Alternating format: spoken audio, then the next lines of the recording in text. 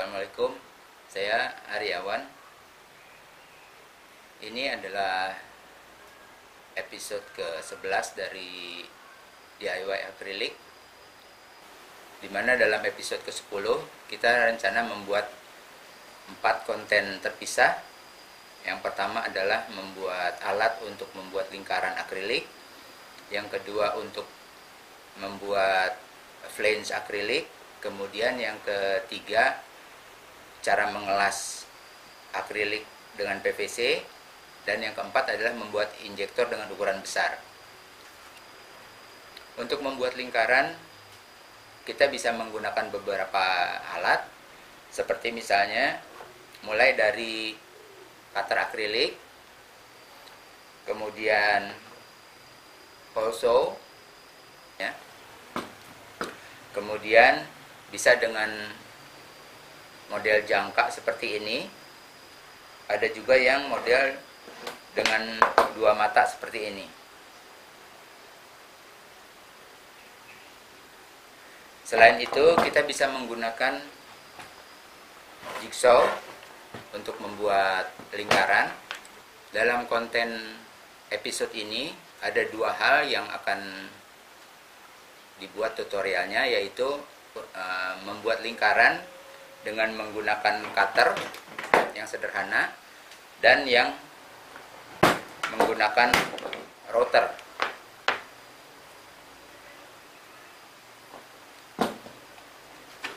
Untuk itu kita mulai tutorialnya.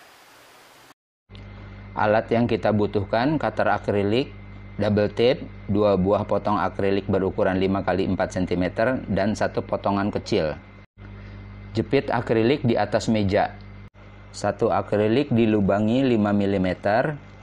Yang satu lagi gunakan gergaji besi membuat celah. Masukkan cutter akrilik ke dalam celah, kemudian lem bagian depannya. Pastikan cutter akrilik bisa dilepas dari celahnya. Tempatkan akrilik yang sudah dilubangi tengahnya di atas meja. Gunakan mata bor untuk as lingkaran.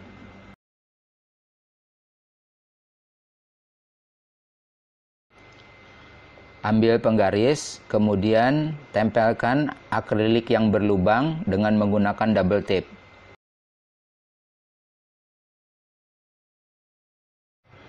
Dan tempelkan akrilik lainnya lurus dengan garis lingkaran yang akan dibuat.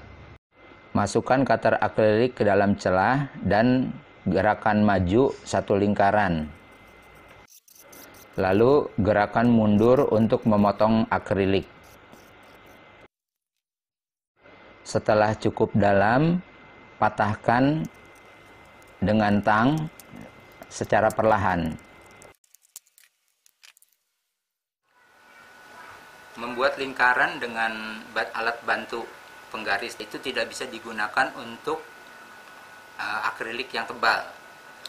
Untuk itu kita masuk ke tutorial kedua yang menggunakan router. Pertama, ukur lebar dasar dari router. Ini adalah diagram potongan akrilik yang saya gunakan. Bagian yang berwarna abu-abu adalah akrilik yang tidak terpakai.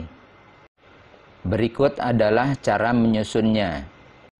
Ini akrilik yang tidak terpakai. Akrilik kecil ini kita singkirkan untuk sementara. Pindahkan 2 akrilik di atas akrilik yang pertama, kemudian lem sepanjang akrilik yang menempel. Pindahkan akrilik kecil ini ke bagian tengah, kemudian dilem. Pindahkan kedua akrilik ini ke bagian ujung akrilik yang pertama, kemudian dilem di bagian sudut-sudutnya. Tetapi jangan dilem pada bagian akrilik yang di tengah. Sekarang tempelkan akrilik yang tadi kita singkirkan pada akrilik bagian yang di tengah. Tetapi jangan dilem. Dan pastikan akrilik ini bisa bergerak ke depan dan ke belakang. Buat 2 buah lubang seperti pada video. Lubang pada akrilik yang di atas diperbesar. Buat 2 lubang kecil di bagian ujung dari bagian yang bergerak ini. Yang terakhir, tempatkan casing router di akrilik.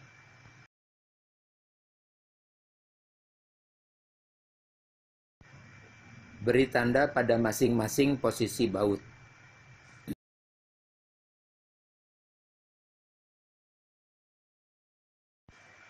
Lubangi pas pada setiap posisi baut. Perbesar separuh lubang untuk tempat kepala baut.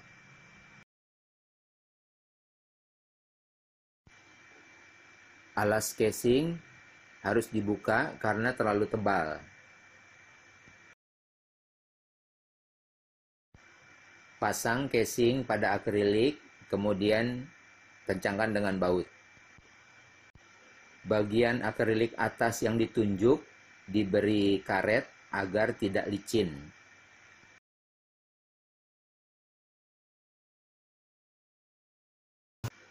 Periksa bagian yang bergerak. Tempatkan akrilik di atas as yang sudah diberi ganjal.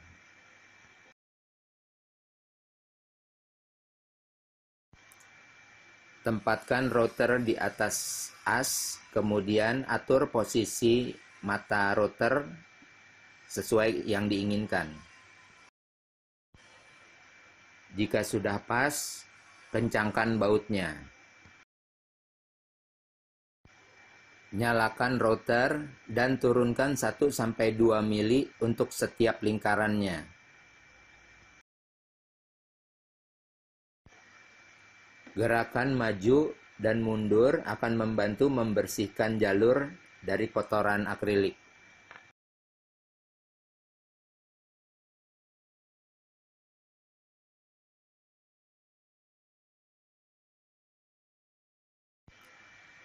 Hati-hati pada saat hampir selesai, biasanya akrilik akan menyangkut pada mata router. Pada saat hampir selesai, gerakan cukup perlahan saja.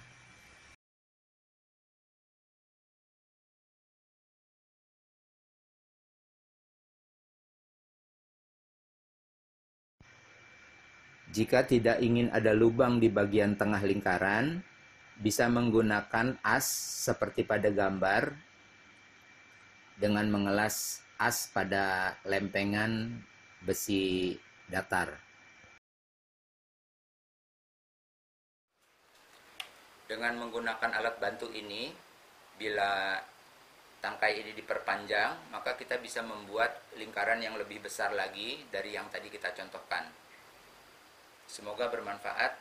Wassalamualaikum warahmatullahi wabarakatuh.